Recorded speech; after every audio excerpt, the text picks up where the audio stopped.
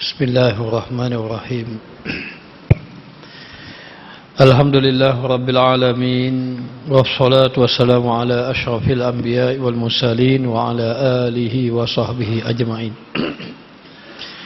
Allahumma salli ala Sayyidina Muhammadin al-Fatihi lima ughliqa wal khatimi lima sabaqa nasirul haq bil haq wal hadi ila siratikal mustaqim wa ala alihi haqqa qadrihi wa miqdarihi al-azim. Allahumma salli wa sallim ala Sayyidina Muhammadin an-nabiyil ummi habibil aliyil qadril azimil jahi wa ala alihi wa sahbihi wa sallim. Rabbi shrah li sadri wa yassir li amri wa hlul 'uqdatam min lisani yafqahu qawli. Qala musannif rahimahullah ta'ala wa nafa'ana bi ulumihi fi darain amin. Ibnu Abbas radhiyallahu anhu berkata, tafakur tentang kebaikan mendorong orang itu mengamalkannya, yakni mengamalkan kebaikan. Penyesalan akan kejahatan mendorong orang-orang akan meninggalkannya, yakni meninggalkan kejahatan. Maka sebagaimana yang kita bicara pada minggu yang lalu mengenai tafakur, yakni memikirkan akan kedudukan dia sebagai hamba kepada Allah Subhanahu wa taala. Selagi mana seseorang itu tidak merasa dirinya hamba kepada Allah, maka sebenarnya dia menjadi hamba kepada selain daripada Allah. Seorang hamba kepada Allah Ta'ala itu, dia merasakan dia tidak memiliki apa-apa. Maka jauhkanlah kita, jangan kita menjadi hamba selain daripada Allah. Al-Imam Al-Ghazali menyebut di dalam kitab Minhajul Abidin, menyatakan bahawa sesungguhnya menjadi halangan seorang itu ibadat adalah 4 perkara. Yang pertama adalah dunia, yang kedua adalah makhluk, yang ketiga adalah nafsu, yang keempat adalah syaitan. Maka jangan kita menjadi hamba kepada 4 perkara ini. Sama ada menjadi hamba kepada dunia, sehingga kita mengejarkan dunia meninggalkan akhirat, sehingga kita mengutamakan dunia daripada ibadat kepada Allah, ataupun makhluk, janganlah disebabkan orang-orang yang kita kasihi akhirnya melalaikan kita daripada Allah Subhanahu wa taala. Ataupun nafsu kita yang sering mendorong kita kepada kejahatan. Inna nafsa la'ammaratun bisu'. Sesungguhnya nafsu itu menyuruh manusia, menyeru manusia, mendorong manusia kepada kejahatan. Dan juga dikatakan adalah syaitan yang sentiasa membisik-bisikkan hati kita sehingga kita terpedaya lalu lalai kepada Allah Ta'ala. Dengan sebab itu disuruh kepada kita bertafakur. Antara yang disuruh kita bertafakur itu adalah memikirkan tentang bagaimana kedudukan kita sebagai hamba kepada Allah. Adakah kita ini benar-benar mengikuti segala perintah Allah? Berkata Al-Imam Al-Ghazali di dalam kitab Ayyuhal Walad, hendaklah kamu memikirkan tentang hubungan kamu dengan Allah bagaikan kamu ada seorang hamba. Kamu sebagai tuan ada seorang hamba. Bagaimana perlakuan hamba tadi kalaulah kamu suruh dia tidak ikut? Bagaimanakah perasaan kamu? Adakah kamu ini merasa marah apabila hamba tidak mengikuti perintah kamu? Maka demikianlah kita sebagai hamba kepada Allah. Maka bagaimana kalau hamba tu layan kita tidak elok? Maka kita sudah pastilah kita tidak menyukainya dan memarahinya. Bagaimana kita tidak melakukan ataupun tidak elok hubungan kita dengan Allah, sudah pasti Allah akan murka kepada kita. Wal iyazubillah. Maka dengan sebab itu dia suruh kita bertafakur. Maka bertafakurlah kita sejenak. Lalulah disebut dalam satu hadis dalam kitab Ihya Ulumuddin, ada mendatangkan hadis ini, bertafakur 1 jam itu lebih baik daripada sembahyang 100 rakaat dalam keadaan lalai kepada Allah. Kerana apa? Kerana bertafakur itu mengingatkan kita kepada Allah Subhanahu wa taala. Maka duduklah sekejap fikir kita sebagai hamba, ke mana kita pergi? Satu hari kita akan datang kepada Allah. Allah berfirman dalam suratul Baqarah, kaifa takfuruna billahi wa kuntum amwatan fa ahyakum summa yumitukum summa yuhyikum summa ilaihi turja'un.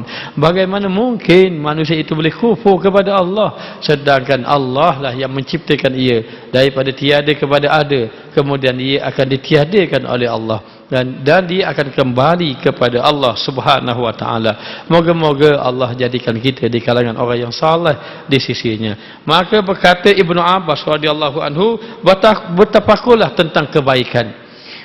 Maknanya kamu hendaklah memikirkan kebaikan-kebaikan, yakni kebaikan yang Allah Ta'ala tawarkan kepada kita. Apakah kebaikan? Orang yang beramal soleh itu dijanjikan syurga. Wa basyiril ladzina amanu wa amilus solihat anna lahum jannatin tajri min tahtihal anhar. Sesungguhnya berita gembira bagi orang yang beriman dan beramal dengan amal soleh, maka bagi mereka itu syurga yang di bawahnya sungai yang mengalir. Maka sesungguhnya kita boleh memikirkan bertafakur tentang kebaikan, yakni pahala-pahala yang Allah janjikan kepada orang yang beramal soleh, dan Allah memberi syurga bagi orang yang beramal dengan amal soleh, dan Allah sentiasa memberi rahmat kepada orang yang beramal dengan amal yang soleh. Dan juga kita juga memikirkan bagaimana yang Allah Ta'ala perintahkan kepada kita mengenai hubungan kita bersama sesama makhluk. Hendaklah kita sentiasa melakukan kebaikan. Hal jazaul ihsan illal ihsan, tidakkah kebaikan itu dibalas dengan kebaikan? Maka bertafakurlah kamu tentang kebaikan-kebaikan yang dijanjikan oleh Allah. Bertafakurlah kamu tentang kebaikan-kebaikan yang membawa rahmat daripada Allah. Nescaya kamu akan ingin melakukan kebaikan.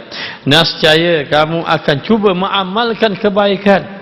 Kerana sesungguhnya orang yang sentiasa melakukan amal yang soleh, sentiasa melakukan kebaikan, Allah memberinya berlipat kali ganda kebaikannya. Baik, kemudian bertafakurlah kamu tentang dosa-dosa kamu, tentang kejahatan, yakni bertafakurlah kamu tentang dosa-dosa kamu. Kata Luqmanul Hakim kepada anaknya, ya bunayya la tanzur ila hasanatika walakin yanzur ila sayyiatika. Kamu jangan berbangga-banggalah dengan kebaikan kamu. Jangan duk tengok-tengok sangat kebaikan kamu sehingga kamu berbangga, tapi kamu kena tengok juga kejahatan-kejahatan kamu sehingga kamu merasa menyesal di atas perbuatan tadi. Maka bila mana seorang itu memikirkan tentang kejahatan lalu menimbulkan penyesalan di dalam hatinya, maka penyesalan di dalam hatinya itu membawa kepada seorang itu bertaubat kepada Allah. Penyesalan di dalam hati seseorang itu di atas kejahatan yang dilakukan membawa orang itu meninggalkan akan kejahatan. Sungguh kita adalah manusia yang tidak dapat lari daripada kejahatan, sehingga Nabi SAW bersabda, kullu bani Adam khata'un. Semua manusia melakukan kesalahan.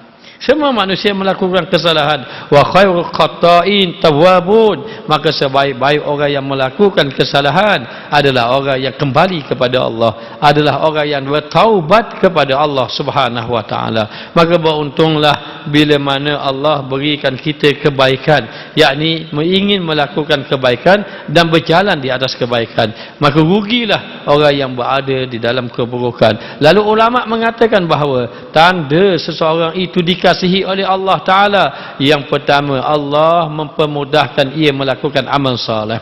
Maka tidak berat ia bagi melakukan amal saleh. Adakah kita merasa berat untuk pergi sembahyang berjemaah?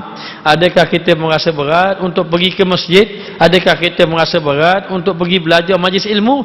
Kalau seseorang itu merasa berat sungguh nak belajar, berat sungguh nak pergi masjid, dibimbangi, takut kita jauh dengan Allah Subhanahu wa taala. Maka yang pertama yang dikatakan bahawa Allah kasih kepada seseorang itu, Allah mempermudahkan ia melakukan ketaatan. Yang kedua, Allah campakkan dalam hatinya rasa benci kepada kejahatan, rasa benci kepada kemaksiatan. Maka apabila seorang itu rasa suka kepada maksiat, dibimbangi dia jauh dengan Allah Ta'ala. Maka hendaklah kita sentiasa berdoa kepada Allah, Allahumma ahrimna lazzata maksiatika. Ya Allah, ya Tuhan kami, haramkanlah kami merasa lazat dalam maksiat, yakni tegahlah kami, jauhkan kami merasa lazat kepada maksiat. Warzuqna lazzata ta'atika, dan kurniakanlah, rezekikanlah kepada kami rasa lazat dalam melakukan ketaatan kepada Allah. Maka bila mana Allah campakkan seorang itu rasa benci kepada maksiat, ini tanda bahawa ia dikasihi oleh Allah Ta'ala. Yang ketiga, Allah menghubungkan dia dengan sentiasa dia mengingati Allah dengan doa dan dengan zikir kepada Allah. Maka sentiasa dia berzikir, sentiasa dia berdoa kepada Allah. Ini tanda dia dikasihi oleh Allah Subhanahu wa taala. Dan yang keempat, Allah jadikan dia sentiasa istiqamah di dalam kebaikan, sentiasa duduk dalam kebaikan, sentiasa menjaga amal-amal soleh, maka ini tanda orang itu dikasihi oleh Allah Subhanahu wa taala. Maka berfikirlah kita tentang janji-janji Allah dan datangkanlah penyesalan sehingga kita meninggalkan akan kejahatan. Maka Al-Imam Hasan Basri berkata, orang-orang yang berakal sentiasa mengulang-ulang zikir, sentiasa mengulang zikir, berzikir, bertafakur, bertafakur, berzikir, kata Al-Imam Hasan Basri. Orang yang berakal mereka itu mengulang-ulang zikir, tafakur, tafakur, zikir. Begitu. Sejak dia bertafakur, mari memikirkan tentang kesalahannya, rasa takut dia kepada Allah. Antara yang ia tafakur adalah disebut dalam kitab Imam Al-Ghazali. Dan antara jalan bertafakur disebut dalam kitab Minhajul Abidin oleh Al-Imam Al-Ghazali, yakni yang pertama bertafakur tentang kelalaian kita di atas ibadat yang Allah perintahkan.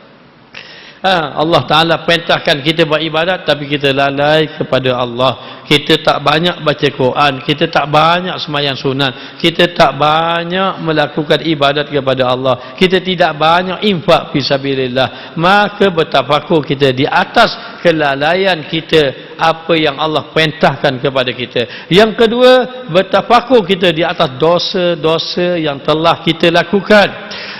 Maka sama ada dosa itu kita sedar ataupun dosa itu kita tidak sedar. Boleh jadi ada dosa-dosa yang kita tanggung tanpa kita sedar. Boleh jadi dengan sebab kejahilan kita dan seumpamanya. Maka bila kita renung fikir, Masya Allah, banyak sungguh dosa-dosa kita yang selama ini. Kita hafal Quran, kita lupa Al-Quran, itu membawa kepada dosa.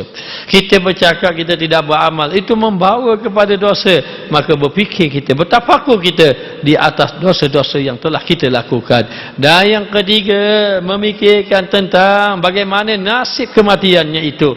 Bertafakur, adakah ia ini dapat, adakah kita ini dapat husnul khatimah ataupun su'ul khatimah? Adakah kita wafat dalam keadaan sebaik-baik kematian mendapat redha Allah, ataupun kita wafat dalam keadaan melakukan syirik kepada Allah? Allah berfirman dalam suratul Kahfi ayat yang terakhir, faman kana yarju liqa'a rabbih falyamal amalan salihan wa la yusyrik bi'ibadati rabbih ahada. Sesiapa yang inginkan keredaan Allah ketika mana dia kembali kepada Allah, faman kana yarju liqa'a rabbih, siapakah ingin, sesiapa yang ingin berjumpa dengan Allah dalam keadaan Allah redha kepadanya, dia hendaklah melakukan dua perkara. Falyamal amalan salihah, yang pertama beramal dengan amal yang soleh, wala yusyrik bi'ibadati rabbih ahada, yang kedua dia tidak melakukan syirik kepada Allah Ta'ala dalam ibadat, tidak riak dalam ibadat, tidak ujub dalam ibadat, tidak takabur di dalam ibadatnya, tidak merasa sombong di atas ibadatnya. Maka selamatlah ia. Maka berfikirlah, bertafakurlah kita, sehingga ada ulama mengatakan bahawa sesiapa yang tidak memikirkan adakah ia ini mati dalam keadaan husnul khatimah atau su'ul khatimah, tak ada fikir langsung, tak ada terfikir langsung, dia tak ada fikir dia ni mati su'ul khatimah ke husnul khatimah, maka su'ul khatimah lebih dekat dengan dirinya. Wal-iyazubillah. Ini yang ketiga. Yang keempat, bertafakur, kata Imam Ghazali. Yang keempat ialah memikirkan tentang azab Allah Subhanahu wa ta'ala, kerana sesungguhnya azab Allah itu begitu pedih. Azabun alim, azabun syadid. Maknanya azab Allah Ta'ala itu begitu pedih sekali. Maka tidak ada manusia yang sanggup menahan akan azab api neraka Allah. Maka demikianlah apabila merenung, bertafakur, moga-moga tafakur yang seumpama ini mendatangkan rasa penyesalan, lalulah meninggalkan maksiat, membangkitkan akan amal. Lalu kata Al-Imam Hasan Basri, orang yang berakal, orang yang saleh, ia mengulang-ulang kejap dia berzikir, kemudian dia bertafakur, kemudian dia bertafakur, kemudian dia berzikir, bertafakur kepada zikir, berzikir kepada tafakur, sehingga mereka meminta hati mereka berbicara. Apabila terlalu berzikir tafakur, memikirkan dosa, kelalaian, kematian dan juga azab, akhirnya hati mereka berbicara. Hati mereka berbicara. Lalu dia berbicara di dalam hati bagaimana hubungan dia dengan Allah. Lalu dia takut. Yang maknanya hati dia ni sentiasa berkata-kata. Lalulah hatinya sentiasa ingat kepada Allah. Orang yang sudah hati ingat kepada Allah, ingat kalau jasad kita sujud, kita akan bangkit balik. Tetapi kalau hati itu sujud, hati tidak akan bangkit. Hati akan terus tunduk kepada Allah. Maksiat tidak akan dapat mendekatinya bila hati sudah bicara kepada kebaikan. Tetapi hati masih bercakap tentang keburukan, akal masih lagi memikirkan tentang kemaksiatan, maka hati tidak akan tunduk kepada Allah Subhanahu wa taala. Maka ada ulama mengatakan bahawa jalan yang paling utama, yang cepat, yang dekat untuk kamu sampai kepada Allah adalah jalan tafakur. Apa dalilnya? Dalilnya ketika mana Nabi sallallahu alaihi wasallam ingin disampaikan wahyu yang pertama, baginda bertahanus di Gua Hira, yakni baginda duduk di dalam Gua Hira. Ada ulama mengatakan baginda duduk dalam Gua Hira itu bertafakur, ada ulama mengatakan berzikir. Lalu Al-Imam Hasan Basri mengatakan orang yang berakal itu mereka berzikir, bertafakur, berzikir, sehingga hati mereka berbicara mengingati akan Allah Ta'ala. Bila hati sudah berbicara, lantas hati mereka akan mengatakan kata-kata yang bijaksana. Maka demikianlah Al-Imam Hasan Basri semasa hayatnya itu, dia punya lidah yang berbicara menembus di dalam hati-hati manusia, sehingga orang berkata, siapa orang ini? Oh, kamu tidak mengenali. Itulah Al-Imam Hasan Basri. Satu hari Imam Hasan Basri berjalan, tiba-tiba berjumpa orang bercakap-cakap sambil ketawa-ketawa. Rupa-rupanya orang itu kata kepada jiran, aku tengok jiran aku ni peliknya, dia pergi jalan pakai baju terbalik. Dia pun pakai suka belaka. Datang Al-Imam Hasan Basri, wahai saudara-saudara, tidakkah engkau mendengar firman Allah, ayuhibbu ahadukum an ya'kula lahma akhihi maitan fakarihtumuhu? Tidakkah kamu mendengar firman Allah, adakah engkau suka memakan daging saudara kamu sendiri? Sudah pasti kamu tidak akan menyukainya, sudah pasti kamu akan membencinya. Oleh itu tinggalkanlah, jangan kamu menyatakan buruk kepada jiran kamu itu.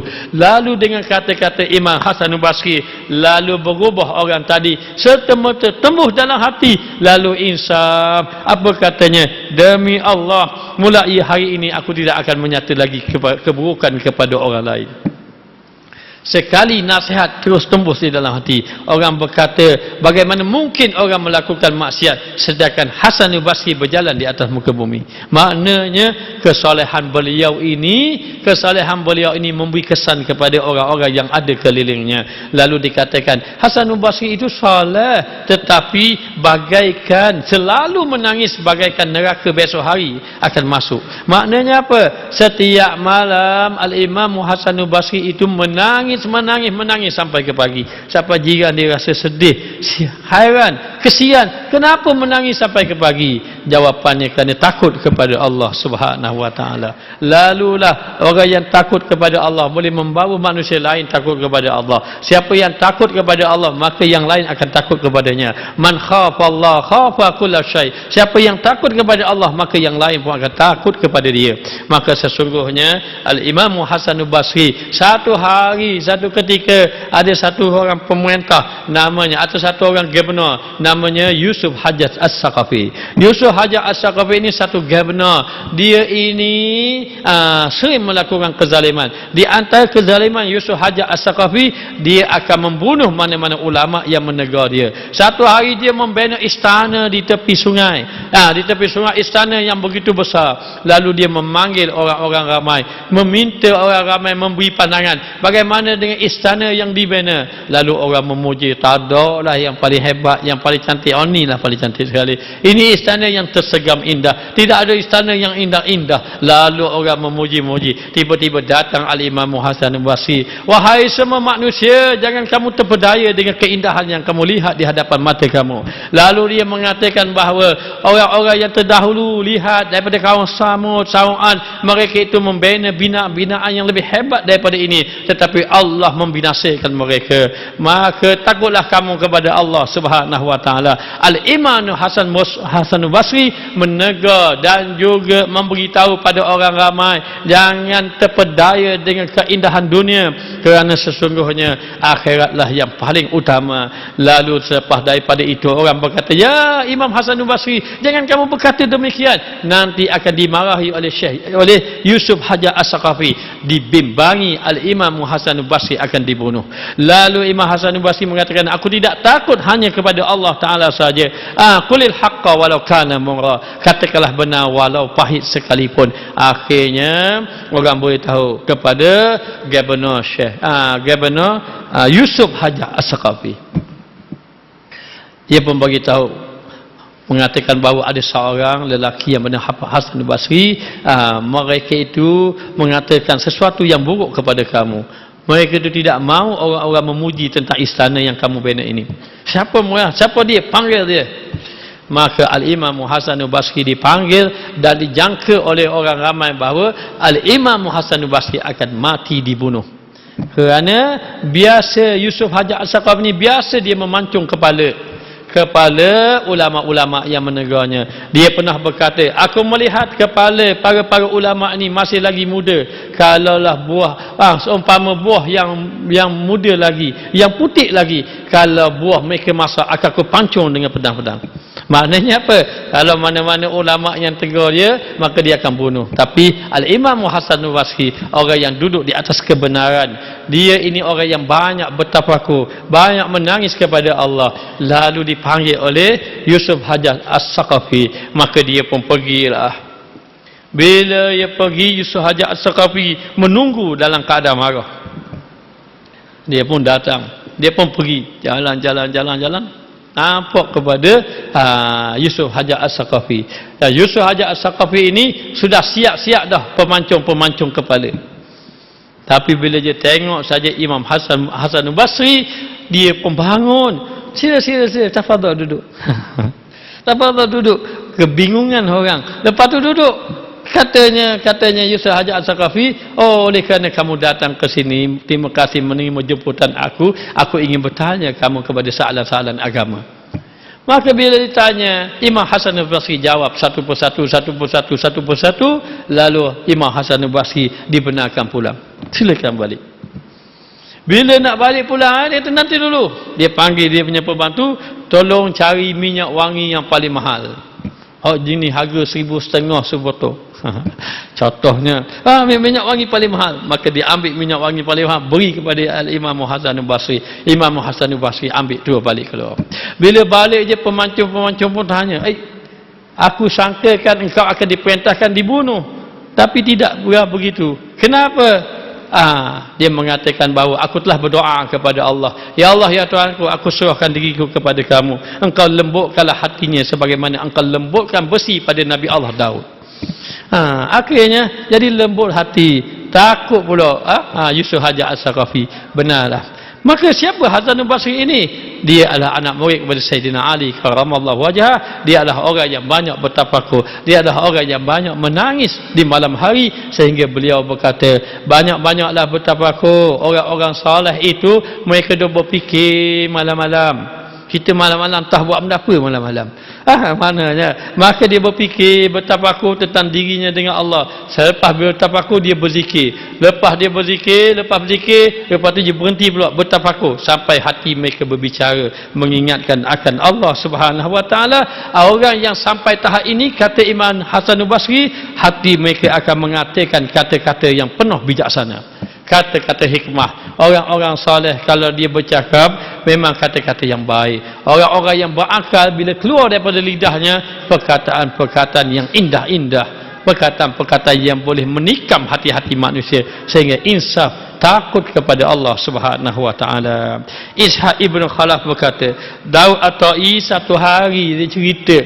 Daud At-Tai ni suka bertafakur juga. Daud At-Tai satu hari dia duduk di atas rumah dia, atas atap rumah dia.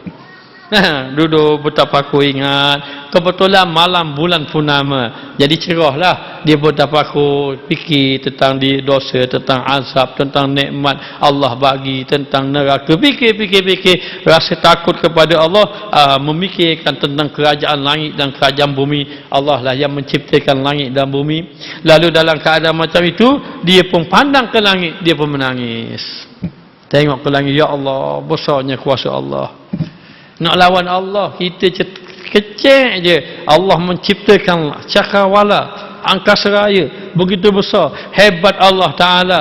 Dan dekat angkasa raya itu ada beribu-ribu planet bergerak, tak belanggar-belanggar pun. Tak ada traffic light, malam-malam ada, tak ada belanggar. Hebat Allah Subhanahu Wa Taala mencipta. Begitulah kekuasaan Allah Taala. Benarlah ketika Sayyidina Bilal ibn Rabah pergi jumpa Nabi SAW di waktu pagi, tiba-tiba tengok Rasulullah menangis. Ya Rasulullah, apakah yang menyebabkan engkau menangis? Kata Rasulullah, ya Bilal, mengapa tidak aku menangis sedangkan Allah menurunkan ayat kepada aku, inna fi khalqis samawati wal ard wa ikhtilafil laili wan nahar li ayatin li ulil albab. Sesungguhnya pada pertukaran malam dan siang, pada kejadian langit dan bumi, pada pertukaran malam dan siang, hanya yang faham orang-orang yang ada akal sahaja. Cukup orang-orang yang berakal, dia tengok langit bumi dia dah takut dah pada Allah. Dia tengok langit bumi dia dah ingat dah Allah Subhanahu Wa Taala. Dia tengok pertukaran malam siang dia sudah tahu dah. Rasa takut kepada Allah Ta'ala. Tapi hanya orang yang berakal saja yang mengetahuinya. Lalu dia tu bertafakur, Daud At-Tai. Nah, duduk atas bumbung ni, bertafakur, ingat langit dan bumi, lalu menangis. Tengah-tengah menangis, golek jatuh. Nah, bagaimana? Dia pada aku jatuh. Bila dia jatuh atas rumah jiran dia. Bila jatuh jiran dia tengah tidur. Malam tu, jiran dia cepat-cepat bangun daripada tidur. Baju dah pakai, terus ambil lalu pedang. Kenapa terus ambil pedang? Disangkakan ada pencuri masuk. Jatuh dekat depan rumah jiran dia tadi. Dah golek-golek atas atap. Menam dia. Jatuh. Dia tu ambil tangan dia, pegang pedang. Tengok takut pencuri. Dia pun buka pintu tengok. Lah, Daud At-Tai. Terkejut dia. Dia pun pedang disipang balik pedang. Dia pun tanya, siapa tolakmu jadi jatuh atas-atas? Ataupun apa yang menyebabkan kamu jatuh daripada atas ni? Dia kata, aku tidak sedar pun perkara itu. Sabit duk mikir tentang Allah Ta'ala, siapa tak sedar? Tidak sedar dia. Tengok-tengok ada bawah. Dia bawah. Tu pun dalam keadaan menangis, ingat kepada Allah. Begitulah. Orang yang sudah bertafakur ingat Allah, dia tak rasa benda dah yang lain. Maknanya dia tidak rasa benda dah ada, maknanya segala yang orang-orang kejar dia tak kejar dah. Orang-orang kejar. Sebab tu orang-orang soleh ni dia lain, tak sama dengan kita. Apa beza dia tak sama? Dia tidak bersamaan dengan kita. Kita sihat dengan sakit, kita nak sihat. Dia bagi dia, kalau aku sakit banyak ingat pada Allah, baik aku sakit. Maknanya begitu. Kita nak senang susah. Senang dan susah mana kita nak? Kita nak senang. Tapi dia bagi kata orang soleh, bagi aku susah lebih baik daripada senang. Sebab aku tak serabut dengan orang, aku boleh ibadat pada Allah. Begitu. Maka demikianlah dia kata, dia pun tidak menyedari. Begitulah orang-orang yang sudah bertafakur ingat kepada Allah, dia sudah tidak sibuk lagi hal yang lain, dia hanya memikirkan tentang akhirat. Siapakah orang yang hebat di sisi Allah? Orang yang hebat di sisi Allah adalah orang yang melakukan amal untuk akhirat. Buat kerja hari ini dapat besok, buat kerja hari ini dapat besok. Infak hari ini, pahala besok hari. Maknanya buat kerja hari ini, sembahyang sunat, pahala besok hari. Itu orang yang hebat. Lalu ditanya kepada Nabi SAW, siapakah orang yang bijaksana? Siapa yang orang pandai? Siapakah yang orang yang jenius, orang yang bijaksana? Nabi mengatakan, al-qayyisu man dana nafsahu wa alima lima ba'dal maut. Al-Kaisu, orang yang bijaksana, man dana nafsahu, orang yang sentiasa menghitung akan dirinya.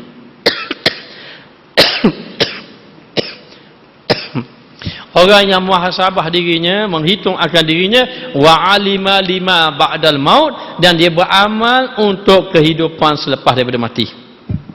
Jadi apa yang hari ini kita dengar kuliah, kita mari masjid, kita buat amal ibadat, itu untuk besok hari. Untuk besok hari. Apa maksud besok hari? Yakni bahagian kita selepas daripada kita wafat. Bila hari kematian tu terus nampak lalu bahagian-bahagian kita. Nampak macam mana? Allah. Ada cerita. Tak tahu saya cerita dah ke tak kita, apa saya cerita semula. Ada satu orang sahabat bernama Sauban. Sauban ini kasih kepada Nabi. Kasih sangat dia kepada Nabi. Satu hari dia berduka cita sedih je. Nabi bertanya, ya Sauban, kenapa engkau bersedih? Dia kata, ya Rasulullah, aku mengenangkan akan diri aku. Yakni aku menghitungkan akan diri aku. Aku muhasabah diri aku. Apa yang Sauban muhasabah itu? Muhasabah, kata Sauban, aku memikirkan kalau aku mati nanti, kalau aku boleh masuk syurga, sudah pasti aku duduk syurga bawah sekali, kata Sauban. Dan engkau sudah pasti ahli syurga, tak dapat nafikan. Engkau sudah pasti masuk syurga ya Rasulullah. Dan sudah pasti engkau syurga paling tinggi. Paling tinggi, aku syurga paling bawah. Allah tak berjumpalah kita. Bagi diriku, kalau tidak bersamamu, tidak ada erti duduk dalam syurga. Oh, ini menunjukkan Sauban sangat kasih pada Nabi. Itu kalau aku masuk syurga. Tapi aku fikir kalau aku masuk neraka, lalu aku tak akan berjumpa denganmu ya Rasulullah. Lalu Rasulullah faham bahawa Sauban sangat kasih kepada Nabi. Rasulullah mengatakan, anta man ahbabta fil jannah, engkau akan bersama dengan orang yang engkau kasih di dalam syurga. Jadi dalam hati kita, kalau kita berjaya mendatangkan Rasulullah, orang yang paling kita kasih, maka kita akan bangkit bersama Rasulullah. Tapi bila kita kata kita kasih pada Rasulullah, dengan cara macam mana? Dengan qasidah, dah diri tak cukup lagi. Maknanya tak cukup lagi. Saya dah pakai serabang ni, tak cukup lagi. Mari kita tengok bukti seorang yang sahabat yang kasih pada Nabi. Apa dia? Sauban ini rumah dia jauh dengan rumah Nabi. Jauh tak jauh, kalau kiraan hari ini hampir dekat 1 jam lebih lah sampai ke masjid. Tetapi Sauban ini setiap kali waktu semayang dia ada dalam masjid. Setiap kali waktu semayang, walau rumah dia jauh. Kemudian Sauban ini Allah beri dia pemurah dia. Maka dia dapat duit, dia bagi. Orang kenal dia, tak ada orang yang baik, pemurah. Sangat murah dia dengan orang lain. Kenapa? Kerana dia tiru Rasulullah, dia ikut Rasulullah, dikasih pada Rasulullah. Maka dia ini sangat dikasihi oleh Rasulullah. Tidak pernah dia ketinggalan dengan Rasulullah. Satu hari nak cerita, Rasulullah tak nak sembahyang subuh, Rasulullah duduk tunggu-tunggu, mana Sauban? Aina Sauban? Mana Sauban? Sauban tak ada tambah. Tidak ada Sauban. Kalau begitu kita tunggu Sauban. Tengok Rasulullah kasih kepada dia, siapa Rasulullah tunggu dia supaya dia dapat sekali berjemaah. Tunggu, tak ada tabarah. Tak mari-mari. Akhirnya Rasulullah suruh semayang. Takut semayang jadi terlalu lewat. Semayang Nabi. Bila selepas semayang subuh, biasanya jadi Rasulullah hairan. Tak pernah ketinggalan. Tapi hari ini kenapa tak mari? Maka Rasulullah pun pergi ke rumahnya. Jumpa isterinya. Isterinya kata Sauban sudah wafat. Oh, patut pun tak mari. Rupanya Sauban sudah wafat. Macam mana keadaan Sauban? Alhamdulillah. Rasulullah, mana Sauban dalam keadaan baik, alhamdulillah. Tapi kata isterinya, ya Rasulullah, saya tak faham 3 kalimah, 3 ayat. 3 ayat Sauban. Apa 3 ayat itu? Sauban kata ketika dia nak mati, hampir dia nak mati, dia kata, kenapa dekat molek jauh? Kenapa dekat molek jauh? Kemudian yang kedua, kenapa sikit molek banyak? Kenapa lambat molek cepat? Saya tak faham apa maksudnya. Bila dengar macam tu Rasulullah gembira, senyum Rasulullah. Alhamdulillah, bagus Sauban ini, bagus. Apa maksud dia ya Rasulullah? Maksud dia begini. Ketika mana Sauban wafat, hampir-hampir wafat, ketika mana Sauban nak wafat, ketika itu Allah tunjukkan bahagian amalan dia. Bila Allah tunjukkan bahagian amalan dia, kerana disebut dalam hadis, orang yang pergi ke masjidnya setiap langkah dinaikkan darjat, dihapuskan akan dosa. Allah tunjukkan amalan dia. Ketika itu dia kata, Allah, berapa rumahku dekat? Molek rumahku jauh molek lagi. Maknanya, kenapa dekat molek jauh? Padahal jauh dah tu sejam lebih nak pergi sampai rumah. Begitu. Lepas daripada itu bila Allah tunjukkan bahagian dia, dia kata, Allah, berapa sikit ingat aku infak, kau boleh banyak lagi. Itu maksudnya, kenapa sikit boleh banyak? Lalu sahabat ini setiap waktu dia sudah hadir di masjid. Maknanya, tapi dia kata, Allah, berapa lambat ingat, boleh cepat lagi. Maknanya kalau ada setengah jam, boleh sejam lagi duduk itu. Begitulah Allah memberi kebaikan kepada orang-orang yang kasih kepada Allah, kepada baginda Rasulullah sallallahu alaihi wasallam. Ini kita tengok, cuba tengok bahagian-bahagian yang Allah Taala beri. Sebab itu orang yang baik, orang yang soleh, wal amalu lima ba'dal maut. Mereka beramal untuk kehidupan lepas mati. Macam mana kita nak beramal supaya kita ni fikir tentang supaya kita bersungguh-sungguh untuk kematian kita ini? Mesti ada tafakur. Mesti kita banyak bertafakur, memikirkan satu hari kita akan mati. Takkan kita gini sama? Dok, satu hari kita akan lama semakin lemah berjumpa dengan Allah. Maka Rasulullah suka anak-anak muda, remaja-remaja yang tengah gagah beribadat sebanyak-banyaknya. Baik. Al-Imam Junaid Baghdadi rahimahullah ta'ala berkata, majlis yang paling mulia, majlis yang paling tinggi kedudukan di sisi Allah Ta'ala adalah duduk sambil bertafakur tentang ketauhidan kepada Allah. Mana-mana majlis yang mengingatkan kita kepada Allah, mana-mana majlis yang mendatangkan kita rasa ingin membangkitkan amal kepada Allah Subhanahu wa taala, menghidupkan jiwa makrifat.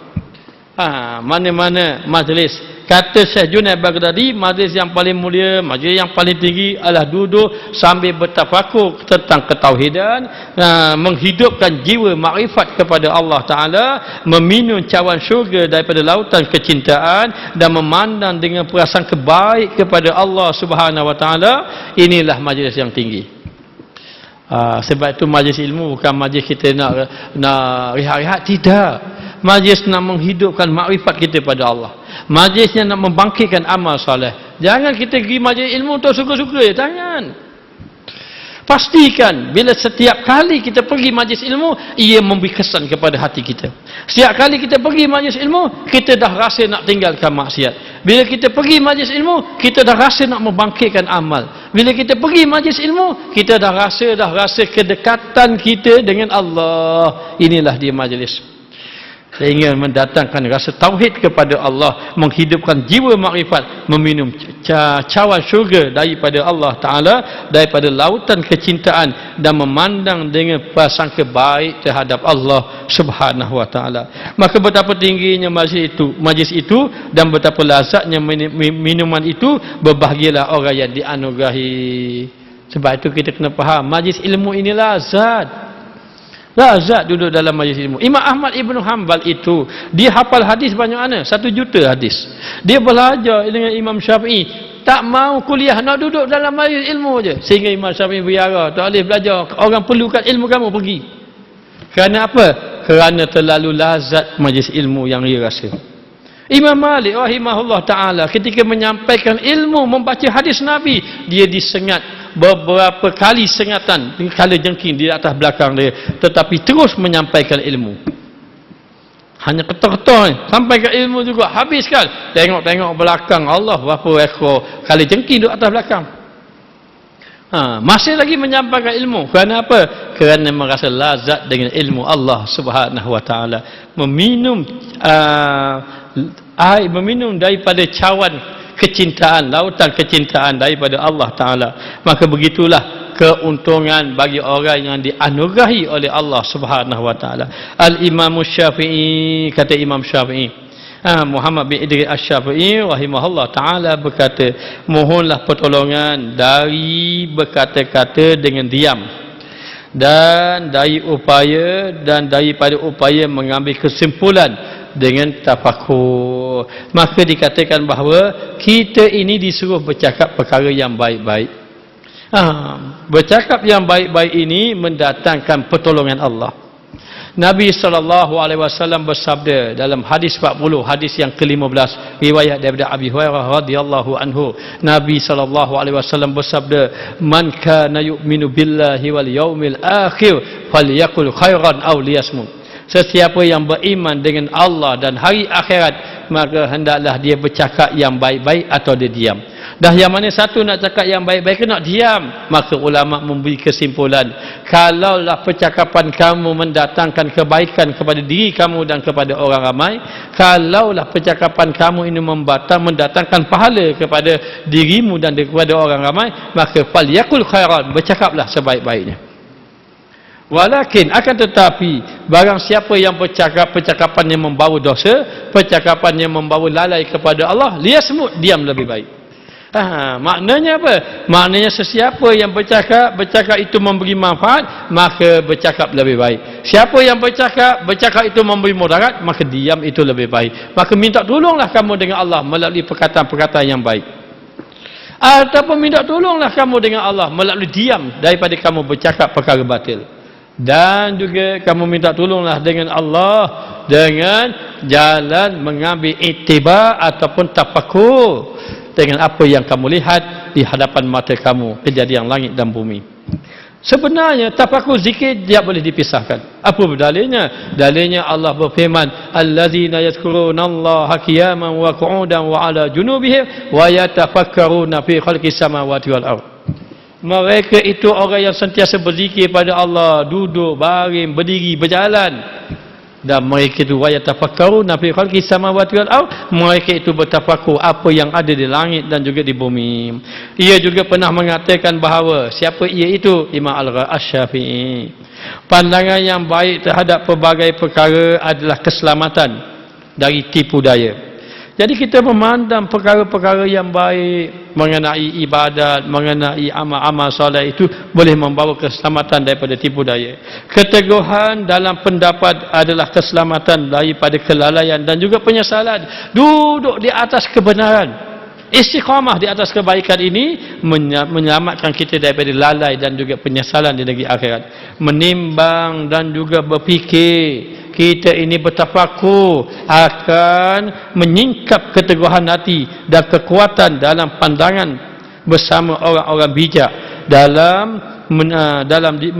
orang bijak meneguhkan dalam diri dan merupakan kekuatan dalam pandangan. Apabila seorang itu banyak bertafakur, semakin mantap hatinya dengan Allah, semakin teguh imannya kepada Allah Ta'ala. Oleh itu berfikirlah sebelum berazam, yakni berfikirlah sebelum nak melakukan sesuatu, lakukanlah kajian yang mendalam sebelum menyerang ataupun bermesyuarah, sebelum memulakan langkah. Apa-apa nak buat, berfikir terlebih dahulu, kemudian bermesyuarahlah untuk mendapat kebaikan. Maka ada 4 keutamaan. Apa dia? Bila orang itu bertafakur, apa kelebihan kalau orang itu bertafakur? Dia akan dapat 4 perkara. Apa dia? Yang pertama, dia akan dapat kebijaksanaan. Dapat kebijaksanaan merupakan tiang tafakur. Yang kedua, mendapat kesucian hati daripada syahwat, daripada kejahatan. Itu yang kedua. Yang ketiga, dapat kekuatan menjaga nafsu amarah dia. Dan yang keempat, dapat kekuatan rohani untuk beramal soleh. Wallahu a'lam. Bismillahirrahmanirrahim. Rabbana zalamna anfusana wa illam taghfir lana wa tarhamna lanakunanna minal khasirin. Wa sallallahu ala sayyidina Muhammad wa ala alihi wa sahbihi wa sallam. Walhamdulillahi rabbil alamin.